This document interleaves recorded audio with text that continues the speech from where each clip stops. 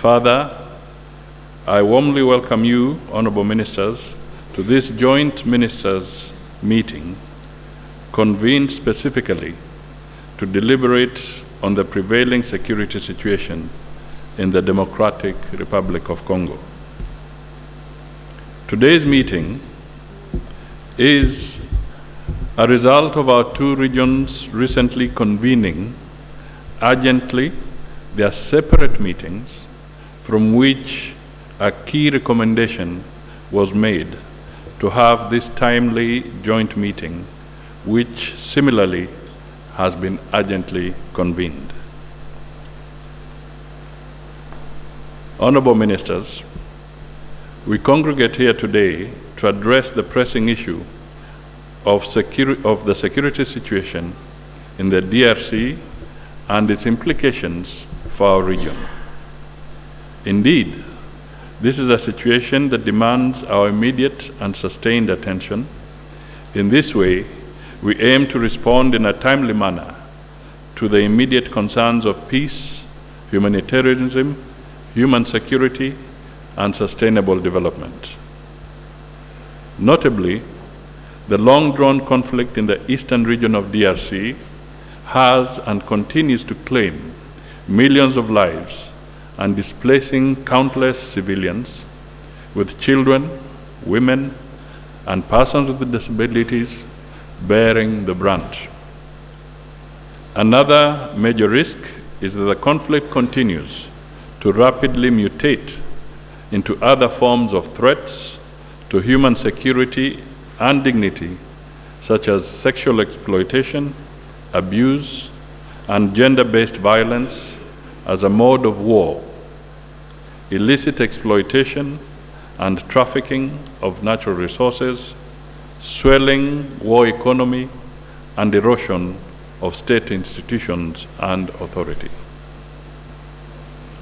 Honorable colleagues, our meeting is conventionally a precursor to tomorrow's assembly by our leaders, the heads of state and government, who will be holding a joint Eac-Sadc summit that shall provide direction on the way forward regarding peace and security in our sister country.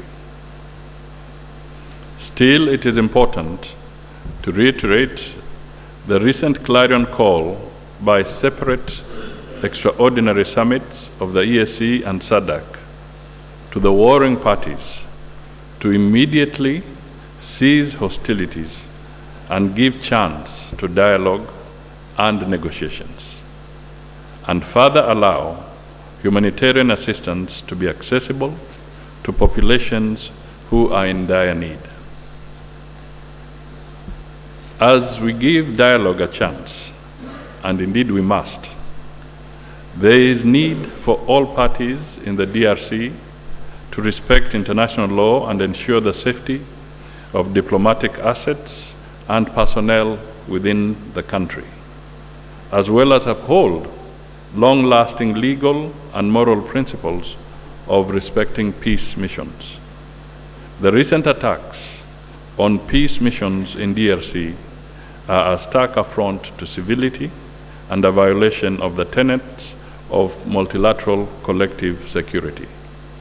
And at this juncture, just to echo the words of the chairman, I think I would request that we give a minute's silence for those who have lost their lives in the pursuit of peace for the people of DRC.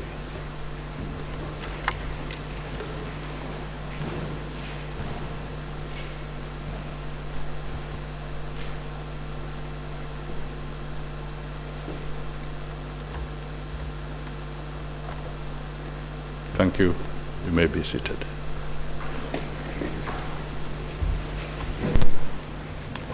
As such, we as a country hold the view that necessary pressure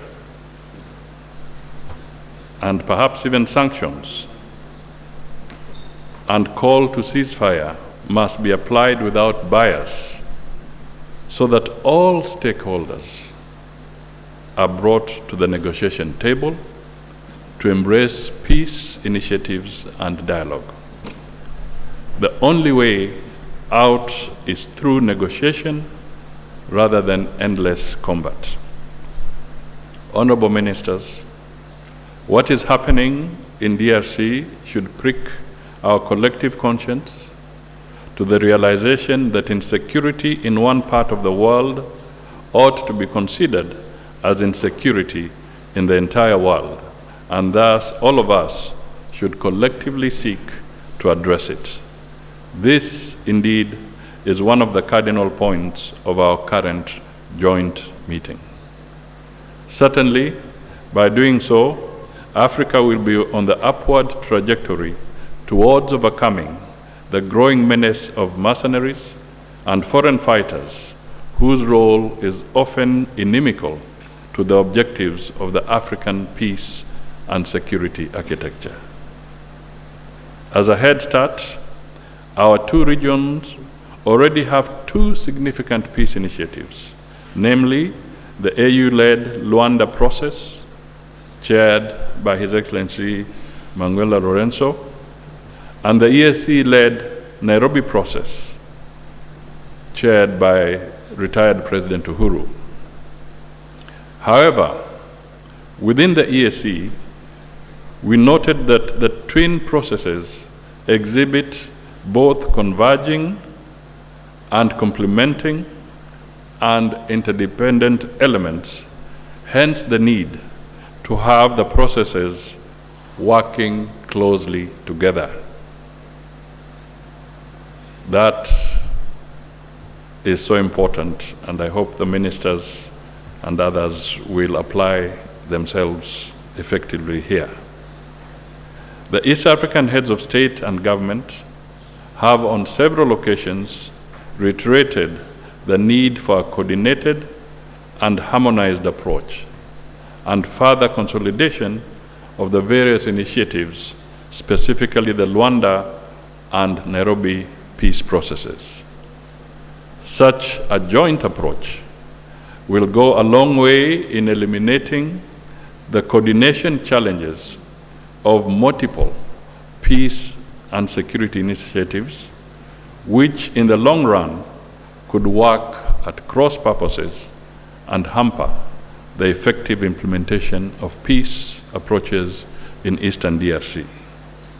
As I conclude, ladies and gentlemen, it is important to note that the security of DRC is critical to the prosperity and cohesion of our regions. I consider the Eac-Sadc initiative as one of the most credible and promising approaches to the DRC situation. I look forward to the collaborative deliberations by our two regions geared towards providing solutions for peace in the DRC. Ladies and gentlemen, let me just really say two other points. One, the word joint. I repeat again, joint, and for a third time, joint.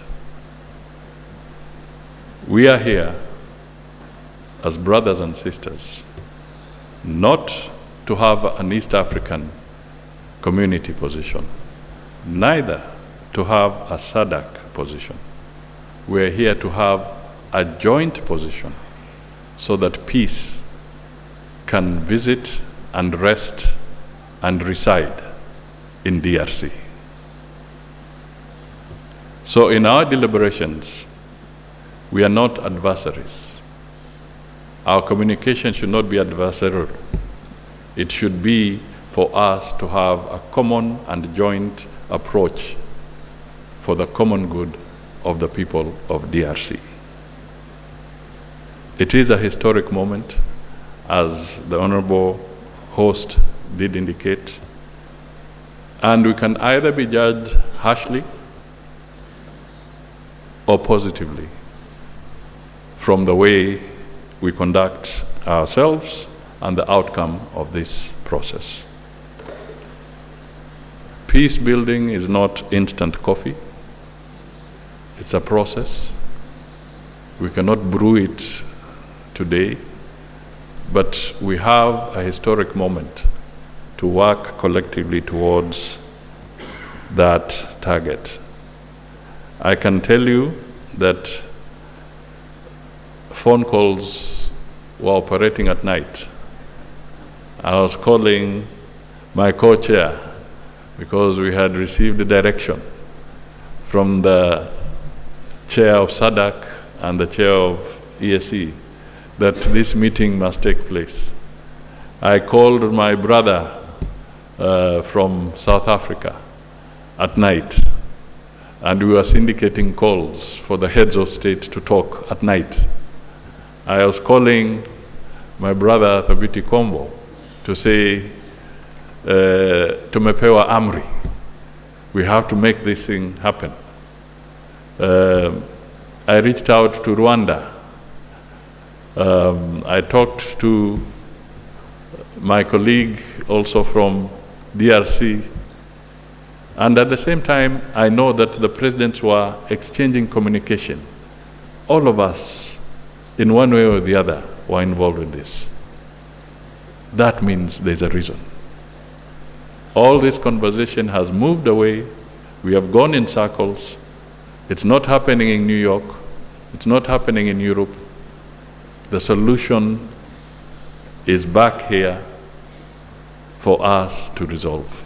So my appeal to you is that let us make the best out of this historic moment and be able to also brief our heads of government appropriately so that we can find peace and prosperity for the people of DRC. Thank you, ladies and gentlemen.